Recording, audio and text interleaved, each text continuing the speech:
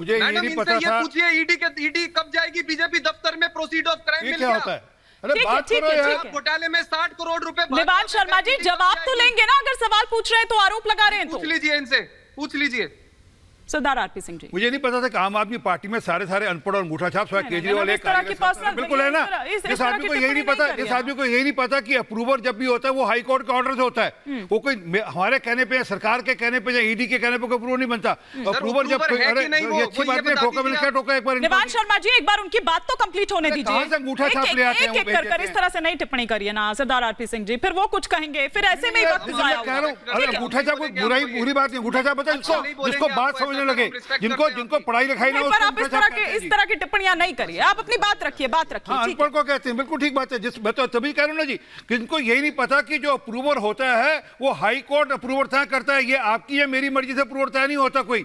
ये नहीं कि मेरी मर्जी आगे तो अप्रूवर तय हो गया। पहली बात ये समझिए। दूसरी बात, एक बात का ये बात क्लियर होगी ना कि आपको जो जेडी हैं वो हमारे कहने अप्रूवर नहीं बने। वो कोर्ट में उन्होंने कहा कि मुझे अप्रूवर बनना, कोर्ट ने उसकी बात मानी और उसको अप्रूवर बनने की छूट दी। ये कोई ईडी की मर्जी से अप्रूव नहीं बनता, पहली बात। दूसरी बात, वो क्या कह रहे हैं, वो कह रहे हैं कि पहले जब पूछा गया तो उन्होंने ये कह दिया कि भैया वो जानते ही नहीं है। एक सेकंड निवान शर्मा जी, एक सेकंड, कि जानते ही नहीं है अरविंद केजरीवाल को। अगले ही दिन उनकी गिरफ्तारी हो जाती है। फिर वो कह रहे हैं कि महीनों बाद जब उनकी जो बेल है, बेल प्ली है, वो रिजेक्ट होती रहती है, तब फिर अप्रूवर बनने की बात आती है, सरकारी गवाह बनने की बात आती है सामने। हाँ भाई, उसको जानकारी देने का मन हुआ कि मैं जानकारी दूं कि मैंने पैसे दिए थे।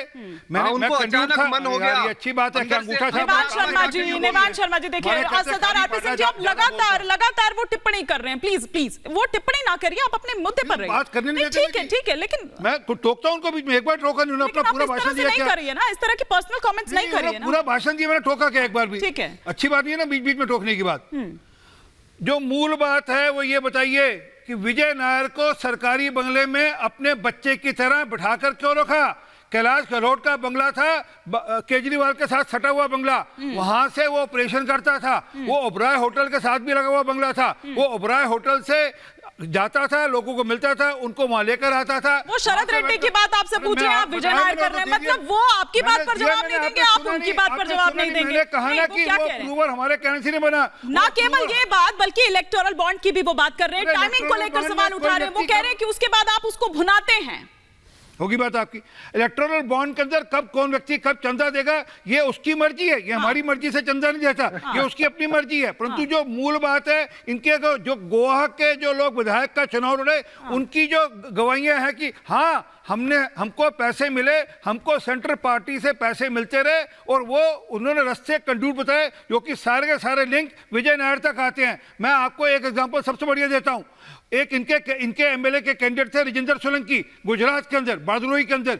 वो नकदी के साथ पकड़ा गया, 20 लाख नकदी के साथ पकड़ा गया। जब उससे पूछा गया पैसे कहां से आए, उससे कहा ये मेरा ड्राइवर है, इसको पता होगा, मेरे को नहीं पता पैसे कहां से आए। ड्राइवर से पूछा गया पैसे कहां से आए, उससे कहा जी ये मैं आंगड़ी हूं दिल्ली आम आदमी पार्टी के बीच में और गुजरात पार्टी। ये इनका ऑपरेशन का स्टाइल था। यहाँ पर ये पैसा यहाँ से दिल्ली से कमाकर, ये जो शराब घोटाले का पैसा कमाकर चुनाव के अंदर लगाते थे, चुनाव जीतने के लिए पैसा लगाते थे। ठीक है। अब जरा मैं दुष्यंत नागर जी से यहाँ पर समझ लेती हूँ, क्योंकि दुष्यंत नागर जी आप सहयोगी हैं, आप गठबंधन में हैं, लेकिन जिस तरह का रोष टीवी डिबेट में दिखता है, जिस तरह का गुस्सा टीवी डिबेट में दिखता है, वो सड़कों पर जिस तरह से आप लोग कहते हैं वो दिखाई नहीं दिया। भाई सीएम है, सिटिंग आज सुनिए ना, आज शहीद दिवस पर वहां सुनिए ना सर, कब वो शुरू हुआ कब खत्म हो गया पता भी नहीं चला। ईडी के यहाँ कार्यालय के जाने का रास्ता बंद, मुख्यमंत्री के यहाँ जाने के सारे रास्ते बंद।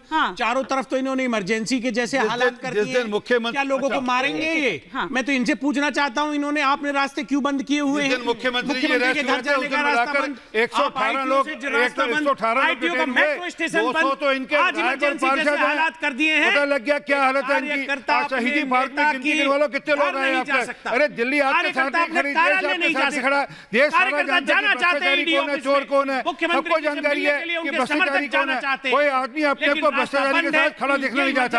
आपके खुद के पार्षद विधायक आपके साथ देंगे इमरजेंसी क्यों है? अगर आप ईमानदार हैं, सच्चे हैं, इमरजेंसी आपने लगाई थी, जब आपने रातों लोगों को उठा लिया था आपने। देश सबूत मांग रहा है। 300 करोड़ का आरोप लगाया है आपने। 300 करोड़ की मनी ट्रेन ला के दिखाइए। दुष्यंत जी सुनिए ना, पैरा नंबर 19 पीछे पैरा नंबर 19।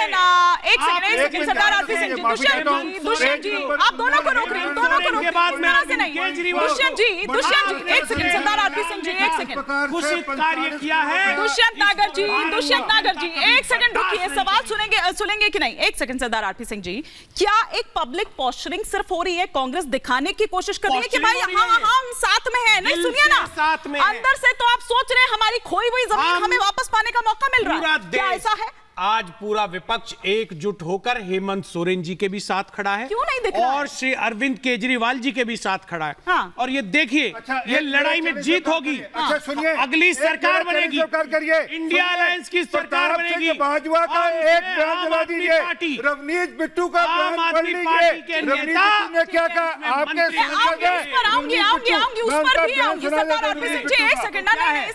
समझी राय है, रुक जाइए, रवनीत बिट्टू अपनी राय है निजी। कांग्रेस का विधायक क्या हो गया? कांग्रेस का सांसद है, थोड़ा सा इंतजार करिए। लेकिन सौरभ दुबे जी अपनी राय है, एक सेकंड सौरभ दुबे जी, तो मुझे याद है उस दिन भी बैठ के कह रहे थे कि अब केजरीवाल जी अरेस्ट होंगे, अब ये होगा, एक एक कर नंबर, वो भविष्यवाणी कर रहे थे। मैंने तब रोका भी था, नहीं सर प्लीज, मैं उसकी गारंटी नहीं ले सकती हूँ, वो उसकी अथॉरिटी मेरे पास नहीं है।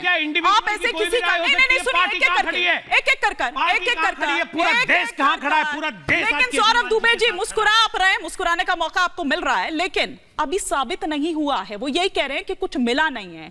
कोर्ट के दोषी करार देने से पहले आप उन्हें दोषी साबित कर देते, आप उन्हें दोषी कह देते। एक सेकंड सौरभ दुबे जी देखिए, मुझे तो पहले ये नहीं समझ में आ रहा है कि ये कैसा सियासी इनका मेल है जिसमें सांप सीढ़ी का खेल कर रहे हैं। हाँ। इनके नेता, बड़े बड़े कांग्रेस के नेता आकर के वीडियो टीवी पर लॉन्च करते हैं, उसमें जो है ट्विटर पे अपने लिखते हैं कि भैया हमने ही इनको पकड़वाया, केजरीवाल जी का सबसे पहले ये कांड हमने खोला था। और दूसरी तरफ ये यहाँ पर बैठ करके, क्या आपको मैं पूछ रहा हूँ, राज्यसभा भेज रही है क्या नागर जी आपको आम आदमी पार्टी, जो आप इतना बचाने का उनको प्रयास कर रहे हैं? आज ये आपको राज्यसभा देखिए, हम सत्य के साथ है भैया। नहीं, सत्य के साथ तो राज्यसभा लोकसभा का खेल नहीं खेलते। आप भ्रष्टाचारियों को बचाने के लिए, जिस पर एक बहुत बड़ा आरोप लगा है स्वयं अरविंद केजरीवाल, पेश नहीं हुए और उसके बाद पेश होते तो कहते चुनाव के समय भैया चुनाव तो अभी है, तो आप पहले क्यों नहीं गिरफ्तारी? ठीक है सेठी जी, ठीक है के लिए पहले चले गए होते, उस समय आप डर के भाग गए थे। ये लोग का खेल था कि चुनाव के पास जाएंगे और वहां पर जनता जो है वो इनको ये समझेगी कि भैया ये बहुत मासूम लोग हैं, इन्होंने कोई अपराध नहीं किया है, तो ये वोट की खातिर तो। और अगर ऐसा समझ लिया तो सौरभ दुबे जी, और अगर ऐसा समझ लिया तो किसने समझ लिया? जनता समझ गई कि अरविंद केजरीवाल जो यहाँ पर राजनीति सूचिता की बात कर रहे थे, वो इतने लालच में पड़ गए कि दिल्ली को छोड़ के पंजाब में, गोवा में, गुजरात में ये पैसा गोवा पहुंचाया गया, ये पैसा गुजरात